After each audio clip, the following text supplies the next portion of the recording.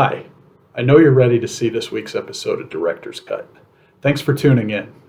First, a quick message from us. It's the end of the year. For a lot of people, that means holiday preparation and celebration.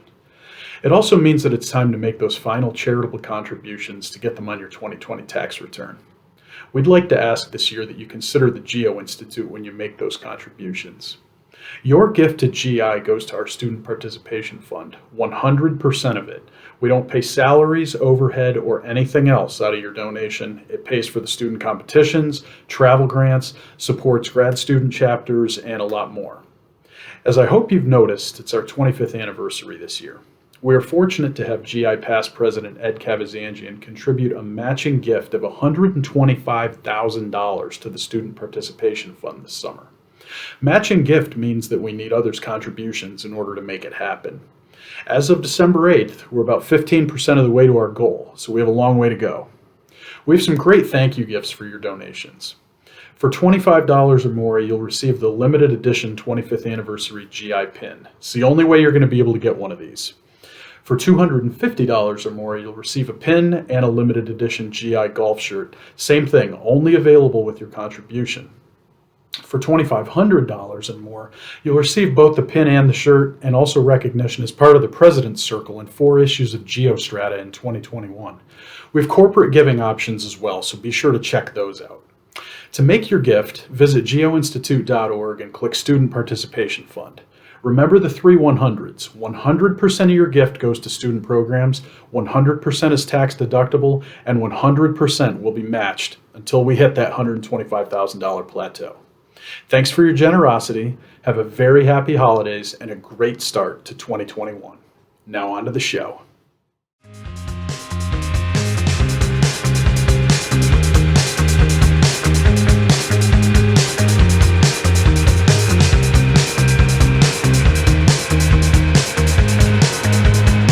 Hello again, everybody. Welcome to Director's Cut. My name is Brad Keelor. I am the director of the Geo-Institute. That is why we call the show Director's Cut. Every Wednesday, we post one of these to our YouTube channel. It's me interviewing one of our members that you will be interested to meet. Again, some of the questions are technical, some are professional, some are personal, but all are fun. This week, we are very happy to be joined by Luis Garcia of GeoSim in Puerto Rico. Luis, welcome. Thanks for being with us. Thank you, Brett. Thank you. And we'll find out a little bit how Luis has been involved with ASCE and GI over the years later on in the interview. To begin, we start just like we start with everybody else. Describe your job in 45 seconds. Well, my job is a little bit of everything in my office. I'm the principal with another partner of GeoSim, and I'm the president of the company. Next year we'll be celebrating our 40th anniversary. Actually, we started in '81. So what I have done in those 40 years is geotechnical engineering. As a consultant in the local industry in Puerto Rico, we have provided geotechnical engineering services for the design of new facilities, buildings, and infrastructure projects. And we conducted the geotechnical studies, the design recommendations, and then done a lot of field work and inspections during construction. So that I am involved in all aspects. Being a small firm, we are currently 21 persons in our firm, and so therefore I do a lot of the administration, proposal writing, and we also then do some of the geotechnical analysis and then write the reports. Obviously, I have staff of people that help me out, but particularly with the proposals, me and my partners, we're the ones that prepare the proposals mostly. But it takes us, a diversity of tasks to run a business like that when you have to do a little bit of everything. Therefore, I even do the coffee once in a while. So everything has to be done when you're it's kind of a two-man show. A lot of people don't get that if they've never worked in a small business. You end up doing a lot of things you didn't dream about when you started it up.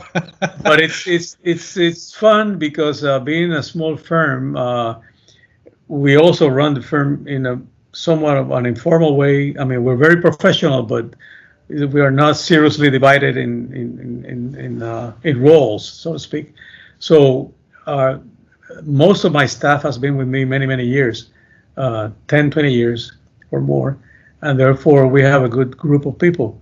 And we are in our office. I say sometimes we have a lot of meetings engineering in the hallways. I mean, hallway meetings, so to speak, when we talk things out with the different people all over the place without much formalities, so to speak. But obviously, we take our work very seriously, and when we have to go out and do the work, we do it. We conduct our own exploration work and lab testing, and then do the writing for the reports and analysis and everything. So again, we cover everything. But in the last few years, I've been doing more administrative work also because of the many additional things that have been happening in terms of larger projects that require a lot of bureaucratic type of involvement with contracting, all of that, particularly with federal agencies. So that has increased a little bit more in the administrative end of work. But we're all involved in everything, so and kind of fun doing it, you know. So one of the things that we ask everybody to do when we have them on the show is you have to think back a lot. We make you remember a lot of things. What was your first car? Describe it for the viewers. Well, actually, probably not many people will remember this Ford model. It's a Ford Cortina. Cortina was actually made in England, and it was brought to Puerto Rico, to the States. It's like, I guess maybe people know more the Opel model from GM, made in I guess in Europe also. So that was back in the 60s. So in my third year at Cornell, I bought this car. My father got it for me in New York City. And the model was a Ford Cortina. It was sort of like a small European car, but it was made by Ford Motor Company. So that was my first car, and I used it in Cornell. Then I brought it to Puerto Rico, and then when I went back to study my master's degree at MIT a year later in 70, I bought another Ford in New York, and then drove it to Boston. I had it there for another 3 or 4 years, and then brought it back to Puerto Rico. And eventually, I finalized with my Ford Cortinas, and then started getting other brands of cars. You know, did you ever see the Cortina again? What happened to it after you sold it? No, I don't know what happened to it. You know? It probably didn't last much more longer than that. You know, but it was a nice little car. You know, it's kind of sporty, but very frugal. So let's say that's the word. You know, low cost. Had a like a little European flavor to it in its design, which was rare at that time. So yeah, right. So again, I'm talking about 1968. You know, so we'll get back into more of the technical stuff, and we will hop back and forth, as you will see. Couple of questions specific to Puerto Rico that we have in our list today. The first one, you're a foundations guy. What's a foundation issue commonly seen on Puerto Rico that doesn't usually happen in the mainland U.S.? Well, I would say the one issue we have to deal with a lot, although it does happen in the States, but here we have it particularly, is the issue of the loose saturated sands that could be susceptible to liquefaction in an earthquake event, and therefore we have to provide improvement to the soil or ground improvement where you have those deposits, because and they're lying along the north coast where the beaches are, and that's where our major development and tourist areas are. So all along San Juan, you find those deposits along the coastline east to west of San Juan, extending as far east to Rio Grande, where there's another major resort area, Bahia Beach, and then to the west, the Dorado Beach hotels, where there's a Ritz-Carlton. It's been a very famous hotel there for 6 decades, since the 1960s.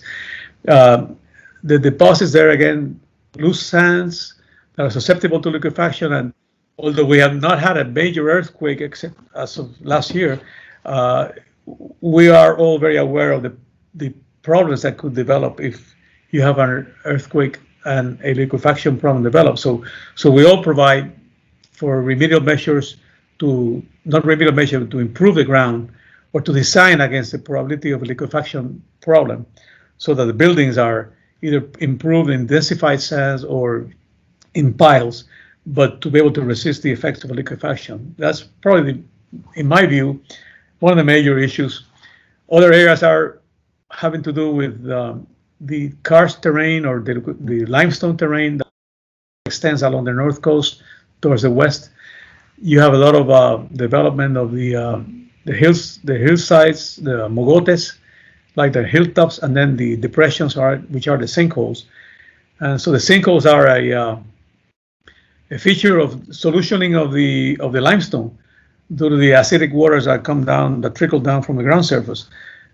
So development of sinkholes is a major problem that one has to design for or be on the lookout for, particularly several decades back when a lot of the pharmaceutical industry was many plants were built along the north coast of San Juan, where there's a lot of sinkholes. So, you cannot put in a pharmaceutical plant in terrain that could suddenly collapse. So a lot of studies were being made all the time, and cavities were being filled. So a lot of work in that area. And lastly, I guess, up in the hills, you have the issue with the landsliding problems that take place due to the nature of the weathering process of the in situ rocks that develop into residual soils, and they can stand up fairly steeply, but then all of a sudden they can collapse too. When there's a lot of rainwater, that causes a lot of erosion and therefore then sudden collapses or sudden failures, and that happens a lot in the roadway cuts, because up in the mountains there's many small roads, typically cut to fill, and the fill embankment on the outer side. Now with the recent hurricane in 2017 with Maria, there were thousands of small landslides that are still being studied and then repaired slowly. But that's another major area of concern in our practice. So that is a wide variety of stuff. We have everything. It's a small area with many interesting problems. You hit it all. So one thing about Puerto Rico that I think a lot of people on the mainland don't know much about is the food. We might know mofongo, maybe rice, but that's about as far as it goes. What's your favorite Puerto Rican dish? Well, I don't really have a favorite one because I like many of them, but like rice and beans is part of our staple. That's a good plate of rice and beans with something, with whatever, either meat or chicken or fish is good. But the particular, instead of beans, what they call the pigeon peas, which is another type of beans that is typically cooked in the holidays now for the Christmas period. Arroz con gandules. Gandules is the pigeon peas. That's typical for food that is typical in the Christmas holidays, along with a roast pig or hams, and then the blood sausage. I like that very much, and those are typical foods for this period. I mean, they may be available all year round, but in this period coming up, you eat more than enough of it, and it's really very tasty. So the thing, every week I say there's something I didn't expect, and this week it's that blood sausage came up for the second week in a row.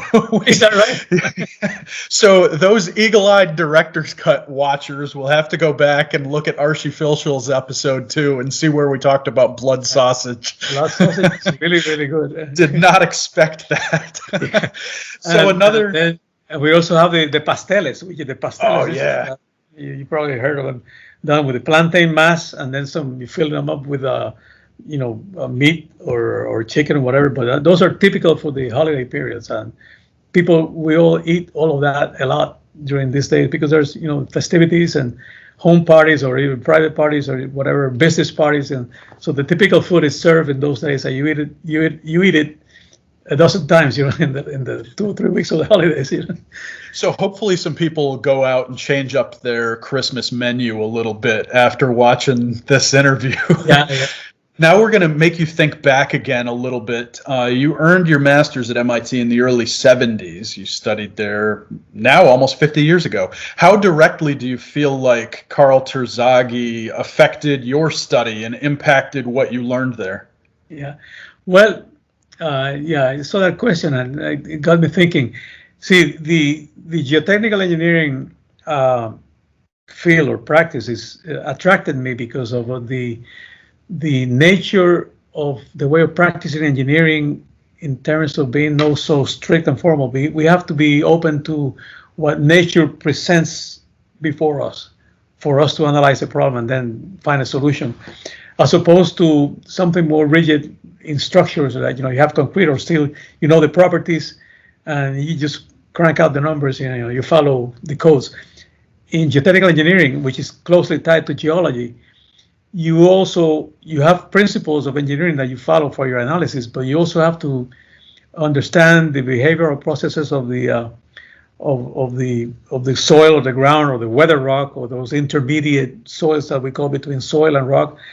And I guess Terzaghi, being in the forefront of a developing art and science in engineering, the soils engineering aspect, I think he provided some of that with the development of his observational method. You have to observe, what the nature's giving you before you and how the soil behaves and all that. So it's an inspiration that someone like that would be interested in how much to observe in nature to understand the problems. I felt closely related to that, and therefore at the time we were studying in the 70s. At MIT, there was a very good program that was not so highly avant-garde or technical, but it was a very practical program. The people there at the time were highly practical in terms of projects that they were involved with the dams and infrastructure and all that. So the curriculum was geared towards using a practical approach to the problems that we have to solve, as opposed to nowadays there is so much more sophisticated in terms of the programs of software, that type of thing to analyze. But you also have to keep in mind, you have to be out there in the field and get your fingers dirty, feel the ground, see the rock.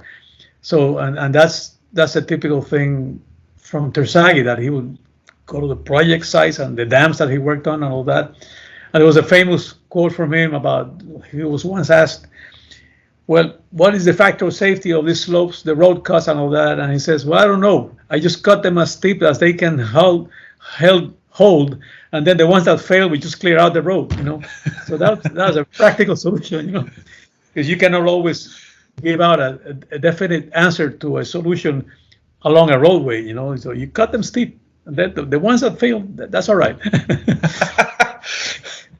So one thing, I mentioned that a lot of people on the mainland don't know a ton about Puerto Rican food. One thing I feel like a lot of people up here do know a lot about is Puerto Rican baseball. For people in the older generations, certainly it was Roberto Clemente. Maybe for the younger people, it might be Carlos Correa or somebody else. Do you have a favorite memory of baseball in Puerto Rico? Really, not really, in the sense that I went to baseball games and all that in my years as in high school and all that, but it wasn't particularly in tune with that. Except we, as groups of friends, we went to the baseball stadiums and all that. I do recall I had an uncle who was also a radio. He would come out in radio programs, and he would be the one that described the game as it was. Oh, the play-by-play, yeah. Radio. Huh? And he was very much with the San Juan team, the San Juan baseball team, for example. And he was famous for his diction, all that in translating not translating, but relaying the baseball games. That was his name was Fidel Cabrera, uncle of mine. But in terms of from those years way back, obviously the event with Roberto Clemente is someone that everybody remembers so much because of the way that he was already a famous baseball player. He had recently done his 3,000 hit mark, and then he had the misfortune of dying in the plane crash when he was taking supplies to the Nicaraguan people. They had suffered an earthquake, and that was December 31, 1972. So he became, for more than one good reason, a hero instantly. He was already a hero in the baseball league itself, but well, you've known, and even recently they were talking about again about Roberto Clemente. You know, his number was going to be the commission or something like that. You know, put in the whole thing. So everybody here in Puerto Rico identifies a lot with Roberto Clemente as being, you know, the all-star guy in baseball, and many others have followed. I mean, we have younger baseball players that are now playing in the major leagues. In Puerto Rico, we've always had a league, a local league, that is probably has wound down a little bit now because of people don't go to the baseball stadiums. But in the years back, I mean, it was a major sport that people would go to see the games. And many of the players that also played in the major leagues in the States would play here in Puerto Rico in our winter season, they would call it, because in the winter they're not playing in the States. Right. So many of those big players played here in Puerto Rico, and people would go to see them because they're already famous when they played in the States. So that was our you know, we have produced many good sports athletes, not only in baseball, not so much in basketball, but in baseball particularly, and a few in boxing, as you're probably aware of. But I guess the major figure was Roberto Clemente, and that was, you know, already passed away, you know, 50 years ago. So another one to think back. How did you get involved initially with ASCE and GI, and what has it led to for you? Well, you know, the ASCE, to me, I don't remember exactly when I started being an ASCE member. It was so long ago, but it was back when I started my practice in the 70s, and then I joined the Puerto Rico section, the Puerto Rico section board. So you go through, you know, as a board position, you know, secretary, treasurer, vice president, and president. I was president of this Puerto Rico section in 1982. And interestingly, many of the people involved in the ASCE Puerto Rico section were geotechnical field. So almost all of us in my age group were presidents of the Puerto Rico section at one time back in the 80s or, you know, late 70s. So that kept us involved with ASCE, and we used to have a good group of membership, and we had a lot of like monthly luncheons and have guest speakers from government personalities and all that, talking about infrastructure projects, and that went on for many decades. But in the 90s and early 2000s, that kind of wound down, and the section has not been as active. But then later the Geo-Institute came up, and as it came up and started being more significant because it's more directly related to my practice, I joined the Geo-Institute. It was back in 1999 when I went to my first geo-congress. And Mohammed Hussein, who I'm sure you know, he told me, Luis, you know, come into our meeting in the Deep Foundations Committee, and I invited you and come and join us. And I went there the first time, and ever since then I've been in the Deep Foundations Committee. You know? So it's been 21 years now too. So it's been a continuous practice or participation, mostly in the GI in those couple last 2 decades. Initially in the ASCE, and then now with the GI. And we've recently started the Puerto Rico GI chapter. And then you're right. I recently started. I wanted to see if we could get it going again, because there's no active group here in Puerto Rico as a geotechnical group, and I finally got it formed. And to be honest, I have to get it going because of the pandemic. We couldn't really get people getting together. Everything has to be by Zoom meetings and that type of thing, which is not our nature. You know, we like to get together. It would be it's a natural way of getting together professionally and socially. So we are. I have to really get it going yet, but it's established, and I should, I guess, by next year, when counting on being able to relax our protocols of protection, being able to mix as we get vaccines, we should get it going next year in more formal ways, instead of having just to, go through meetings like the ones we're going right now. And hopefully we can get that fired up. Now, one of the things that I thought was really interesting about you have some experience with a nonprofit that promotes classical music. How did you get involved in that? What was your role? Okay, it's interesting that you bring it up. I mean, I guess you picked it up on my resume or something like that, but yeah, it's called Pro Arte Musical. Pro Arte Musical. I've always liked classical music. It was been in my family. My mother used to like it, and my aunt, she was a music professor at University of Puerto Rico. My mother's sister. So, and I used to go to the Festival Casas concerts back since high school days, and then eventually we started having our own Puerto Rico Symphony Orchestra. So I would go to the concerts all the time, and the whole season for concerts. My wife too likes it, so it's always been part of me. Right. I appreciate classical music. I'm not an expert in any of that, but it doesn't mean that I don't like other types of music. I mean, I like jazz, and I like some of our, the rock and roll from the States at the time when we were studying, all the typical rock and roll music from our times. It was great too. But in this endeavor of the Pro Arte Musical, one time I was Pro Arte Musical being a separate non-profit organization from the Puerto Rico Symphony Orchestra. So they would produce several concerts a year, like 5 or 6, in addition to the ones by the Puerto Rico Symphony Orchestra. And they had their own board, and they would organize concerts and produce them. And one day I was invited to become a member of that board. That was, again, at least close to 20 years ago or more. Actually, I was invited by the lady that was the wife of another prominent engineer in Puerto Rico, Ignacio Martin, who was one of the principals of probably the largest civil engineering firm in Puerto Rico at the time, 20 some years ago. I was invited to join the board, and I said yes, why not? And from that time on, I was involved. Eventually, I became president. I was the president for about 10 years.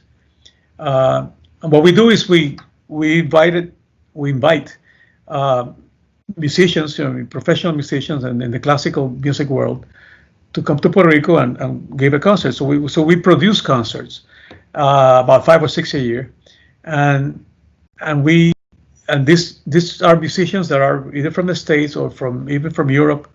Many are from Europe. They're already residing in the States. So we have a very diverse selection of musicians of all different instruments to give concerts. So being a small organization, the concerts are mostly like small groups, small format like quartets or just a solo piano or violin and piano, that type of thing. But we've had people of renown like Isaac Perlman, for example. He's a very well-known violinist. A couple times. Our list is very long of all the well-known musicians that we've brought to Puerto Rico over the years. The organization is about 85 years old now. Wow. And obviously, I'm only one in many that have come before me. And the last few years, after I finished my stint as president, the person that took over as president, Mirna Rivera, she's also been very active. But then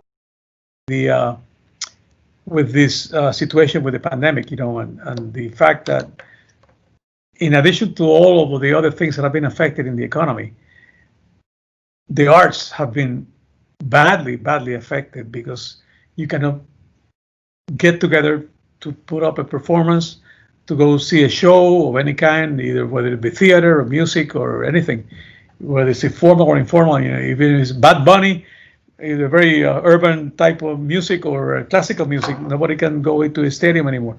So we have had to learn how to be resilient and invent the ways that we can continue.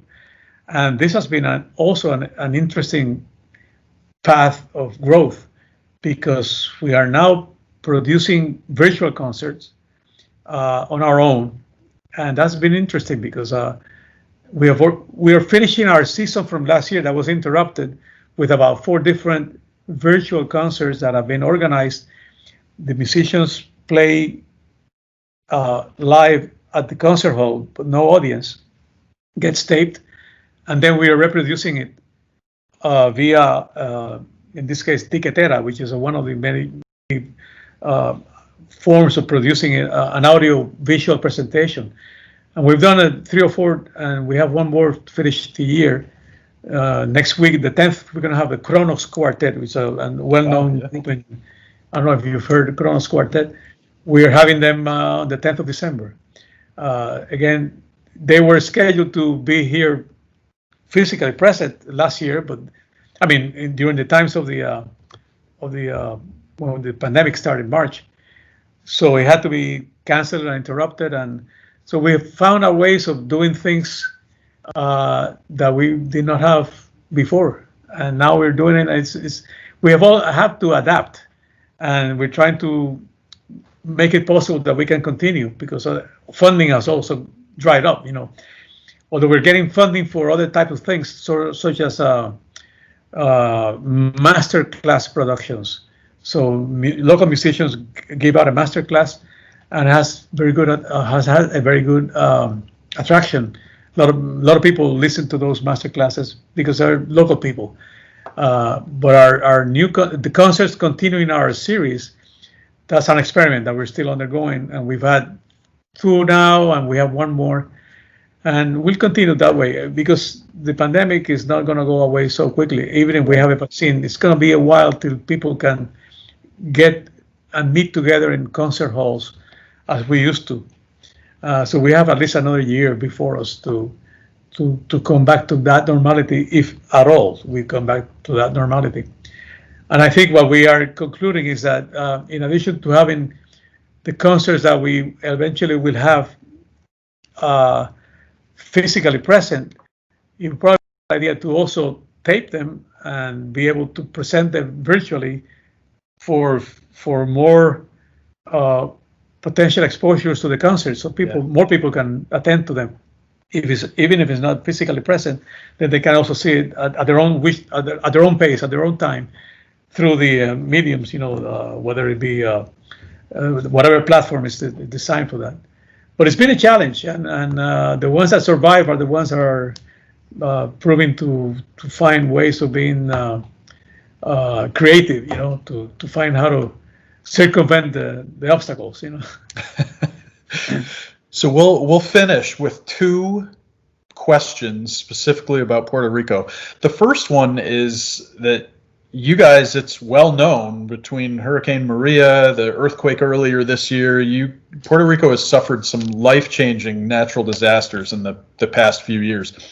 We've heard a lot about the engineering and the science and the large-scale impacts of it. Do you have a personal story from either Hurricane Maria or the earthquake earlier this year? Well, in terms of Maria, as everyone else, we were all impacted because of the loss of power for several months, and but I didn't suffer any particular major damages. Our house was, well built in concrete and sitting up high in above the street level. Not that our street level got flooded or anything like that either, but we live in a very stronghold, so to speak. So there was no impact in that sense, but I think the impacts were more in the emotional sense for people that suffered. I mean, many people suffered the full losses of their houses, and right. and then loss of business or loss of work. In my business, in my office, our office was designed for my business. So I built the building in 1989 that had already, it's a 2-story building. We had a big glass storefront and then which I never put in any protections for that glass in previous hurricanes. And I had gone through about 3 before, in Hugo and 98 we had Georges and all those, and it always withstood the hurricanes. when Maria came, it was so much stronger that it just broke through the glass in the front and the overhead canopy, glass canopy, and I got part of my office was flooded and all that, but those were just physical damages that were eventually repaired.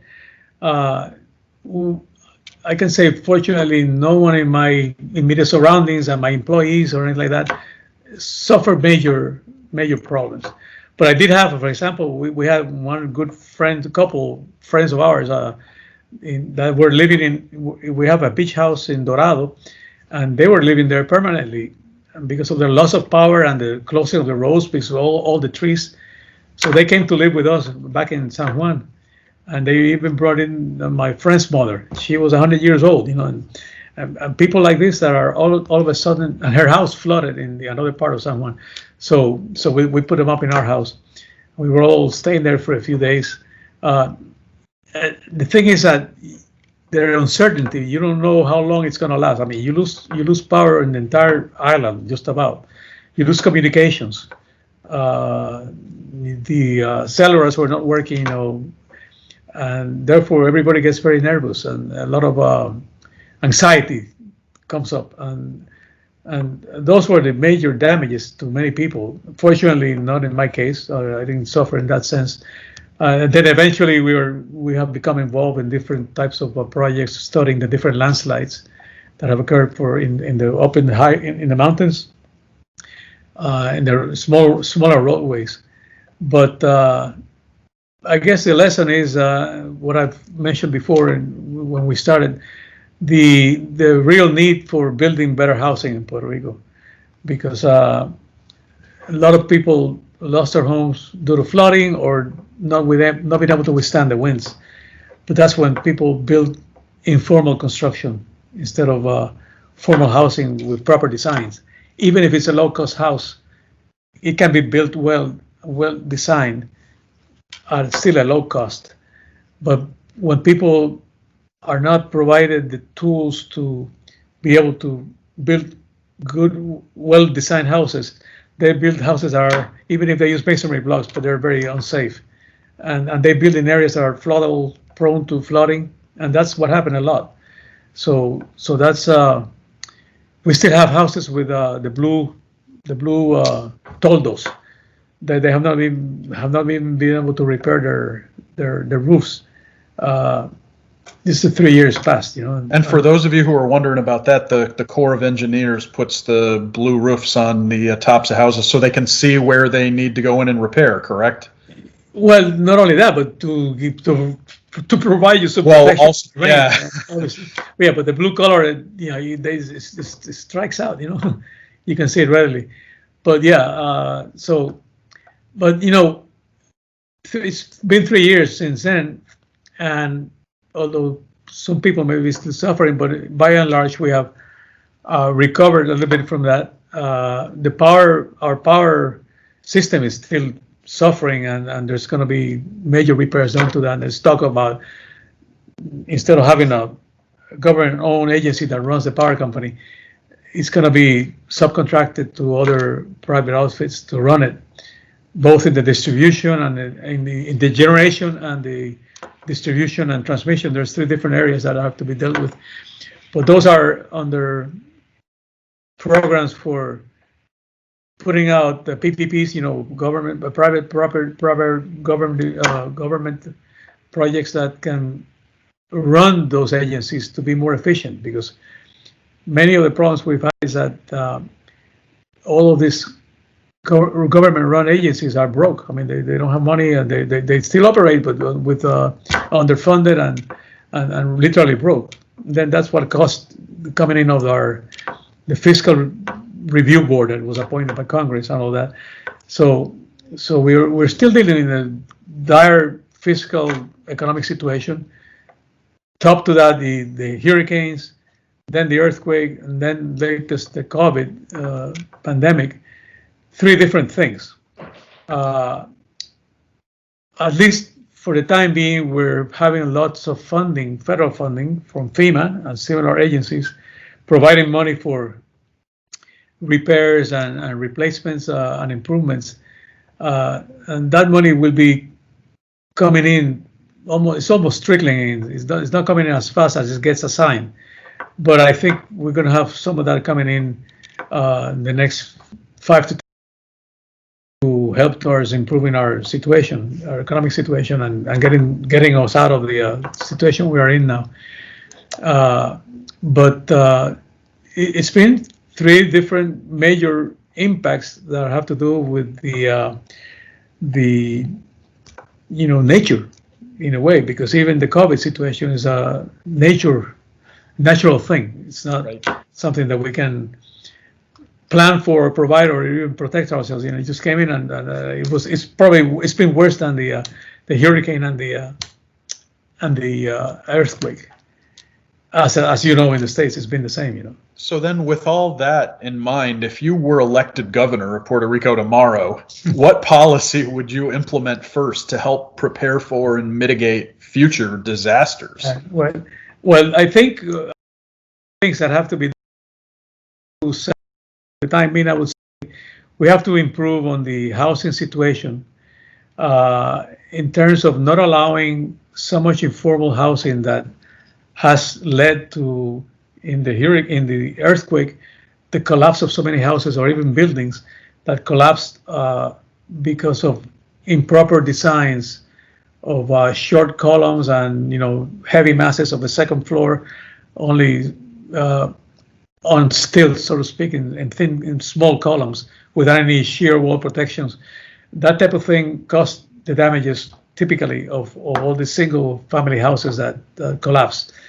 And even some school buildings collapsed because of improper earthquake design provisions to the short columns that made it very rigid, and then they collapsed quickly. Fortunately, there was no human loss of life in a building that was a school building that collapsed. There was a few like that, but there was no classes because so early in the morning. I was still in the holidays, just right after the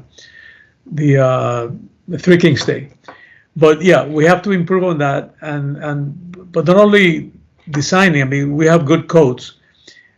We have to make sure that we do not allow the construction of such houses in floodable areas, that the houses are adequate, and that they can withstand the 2 major types of phenomena that can occur here, which is the hurricanes and the earthquakes. And it's a matter of willpower from the government. If you don't give use permits by providing water and power, then you can use the house. So that's the thing. But people will build the houses very informally. They're not safe, and then they're given a permit to use the house, and you're given an account in the power company. So you have electricity and you have water. If you do that, you're helping towards then perpetuating living in those conditions. So we have to improve that situation to have affordable housing that is safe against these natural disasters. And the government has to, I think this has brought in the awareness for that, and we're going to be moving in that direction to be more strict in requiring that and not allowing move people out of the floodable areas. I mean, many people live in zones that are flooded. Not only, you don't have to have a big hurricane. Every year there's a rainy season and there's floods all over the place. Sometimes they cause even more damages than the hurricanes. Right. So that's what we have to look for. So I think there's so many other problems that we have to take care of, but that's one I think is urgent. You'd have a lot of engineers working for you on your campaign, I think, with that as your top issue. So that's you survived, Luis. You made it through all 10 questions. Everybody has made it so far, but thanks for your time. I think this was really interesting, and for thinking back about your studies and about all kinds of things about Puerto Rico, and hopefully giving people some kind of insight into what it's been like there, especially over the past couple of years. So thanks again for joining us.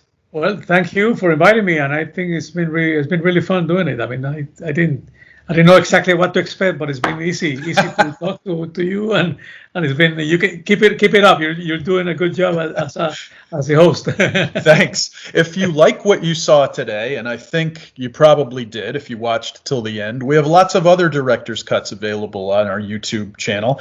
What you want to do, you click subscribe outside of the window that you're watching this in, click get notifications, and then you will be notified anytime we post a new video. So again, thanks, Luis, and this was a lot of fun, and we'll see you next week.